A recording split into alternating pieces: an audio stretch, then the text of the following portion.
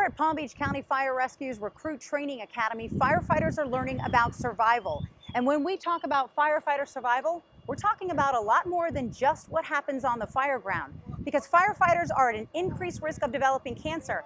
And cancer is a game changer. But now with our new internal FACE team and the University of Miami Sylvester Cancer Center, we are about to level the playing field. The back of your mind, I think you always think that, but you just don't want to accept it. You know, you figure, oh, we're young, we're in there, we love our job. Firefighter paramedic Scott Conley was only 49 years old when diagnosed with stage 3 multiple myeloma, a cancer that typically affects people in their 70s. Shock, disbelief. You always think it's going to be somebody else. You think it's not going to happen to you. Captain Butch Smith, same cancer diagnosis at 46 years of age. You should know multiple myeloma comes with an average life expectancy of 5 years. That was 7 years ago. I wasn't supposed to be here, and I'm still here. Butch lives on chemo 21 days of each month, and he knows for now he's one of the lucky ones. We're losing people that, I work with, my fellow co-workers, and it's horrible. The latest research is daunting. NIOSH, the National Institute of Occupational Safety and Health, released the results of the largest study of firefighters and cancer in late 2013 and 2014. The findings, after looking at 30,000 firefighters across 3 states, confirmation from what previous studies have found. Firefighters are at an increased risk of developing cancer, all different kinds. I never thought to myself that I would put myself at a 14% higher risk of dying from cancer, according to the 2013 study. If it's predictable, it's preventable. Words to live by for Palm Beach County Fire Rescue Team FACE, firefighters attacking the cancer epidemic. This is a dangerous profession, and this is one more element that we weren't counting on that is actually right in our face. My name is Vince Azzaro, and I have throat cancer. My name is Scott Conley, and right now I am battling multiple myeloma cancer. My name is Ken Tambo. I was diagnosed with prostate cancer at age 45. I'm Butch Smith, and I have multiple myeloma cancer. My name's Rob Rayome, and I'm a survivor. These are our faces of cancer. Of the 10 adult males in my family, only 3 of us were diagnosed with prostate cancer. And the 3 of us were all firefighters. Nobody knows 100%, but they speculate in the studies the chemicals that we're exposed to. A risk FACE is attacking head on. Our FACE committee has done so much together by ourselves. Imagine a school of doctors, scientists. Well, hold that thought and keep listening.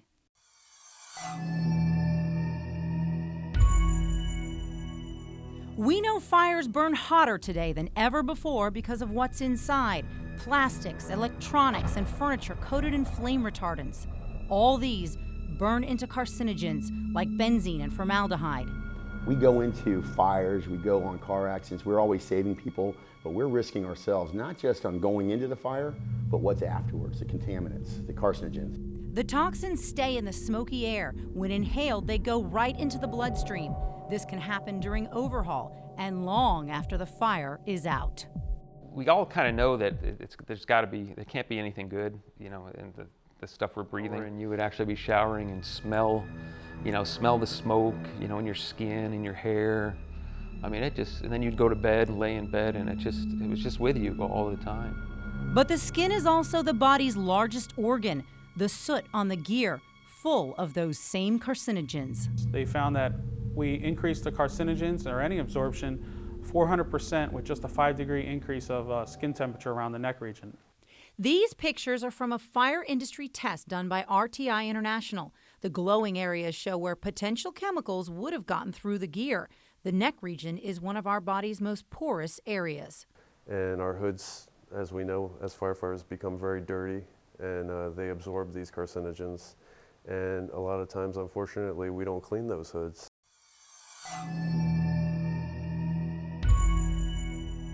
The NIOSH study used firefighters from Chicago, Philadelphia, and San Francisco. But what about Florida firefighters? What's our risk? Which cancers? And why?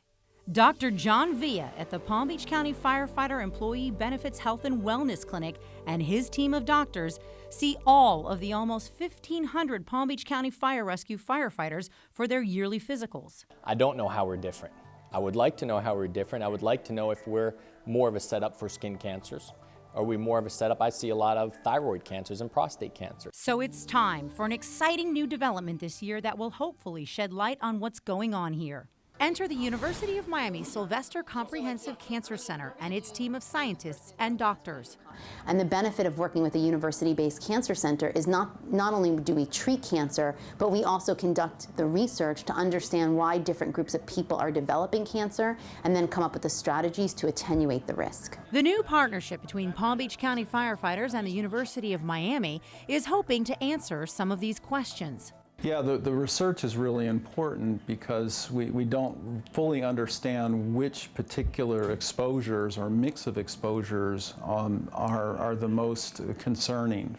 From analyzing Palm Beach County firefighter statistics to delving even deeper into exposures. South Florida, it's a very humid climate, and we know firefighters are generally hotter here when they're fighting fires in South Florida relative to someplace like Philadelphia. And we know that body temperature, as it increases, it also increases absorption. We're interested in seeing what offshoots from that gear. So every time a firefighter goes into an incident or a response, they might take back with them after they've done this fire certain contaminants or carcinogens on their person. Now, back to that earlier thought. I mean, our FACE committee has done so much together by ourselves. Imagine a school of doctors, you know, scientists, labs, everything going on, and being able to create a future for fire service where we can go ahead and make stations different. Maybe our gear is different. Our culture is going to completely change. If we save one life, that's huge. And that's what it's all about. You know, things are finally starting to change. Here are some of the things FACE has done this year alone. Body wipes for better decon at fire scenes, sunscreen for UV protection, positive pressure modified air conditioning systems for all stations so exhaust doesn't creep into living quarters, awareness training for officers and personnel. And what you're seeing now is people take an initiative to begin to clean their gear after calls and to make sure that they're appropriately washing themselves and they're not placing themselves as precariously in those situations. We have a lot of work to do, though. And here's what FACE is working on in the near future: a hood swap program so firefighters never have to reuse a dirty hood, a gear drying process for stations, a diesel exhaust monitoring process, grants for bunker gear washing machines in every battalion, and new station designs where bunker gear isn't stored in the bays. It's an amazing relationship that's grown between our health and wellness clinic, the University of Miami, the FACE team, administration, and the local, that all of those five forces are coming together to really have a huge impact on firefighters across the world. We'd like to find, you know, a long-term solution to these problems, and we'd like to get some legislation at some point in Tallahassee to help, you know, cover some of the expense. The study is huge. 34 states have cancer presumption laws to help cover firefighters with occupationally related cancers.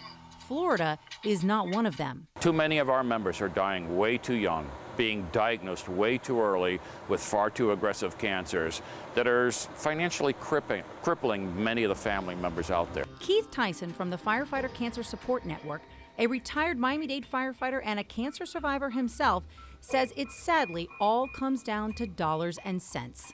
A lot of this has to do with money, and how do we come up with the money to make the changes that need to happen? Scott Conley caught his cancer early enough to make it back to work. I'm feeling great. I mean, I'm lucky and very fortunate to be able to be back. But that's not always the case. Butch never did, and he's trying now to live long enough for science to catch up. All the while sharing that message: dirty gear is no longer a badge of honor. And you've seen the young guys doing it, and that's what does my heart good, because they're saying, you know, not when we came in the fire service, we were going, yeah, right. But you know what? They're listening. So while Team FACE is working to make positive changes right here at home, in awareness, education, training, and prevention. There is a need to look at this through the microscope of science. This is going to lead to very, very big things and very dramatic changes in how we view firefighting. Very brilliant people that are on the cutting edge of cancer research, and we get to be part of that. Palm Beach County firefighters hope to be the pioneers of a new effort to make things safer for generations to come. This is a very important thing for us and for our future, for your kids' future and for your family's future. And scientists see it as their way to give back. We want to keep our heroes safe like they keep us safe. So while the research will be years in the making, there are things you can do right now here at the station level to protect yourself. First, remember that smoke is toxic, so keep your mask on during overhaul. Second, remember soot is also full of toxins, so make sure to clean all of your skin after a fire and clean your gear as well, everything off gases. And don't bring that dirty gear home to your family. Number 3, don't reuse a dirty hood. And number 4, be aware of diesel emissions. There's no reason to leave the trucks running in the bays. Palm Beach County Fire Rescue and Local 2928 know that the research done today will be helping generations of firefighters to come. And with the University of Miami, we plan to set the precedent right here in Palm Beach County for the state and the nation. And with everyone's help, we can change the rules of the game. I'm Tara Cardoso.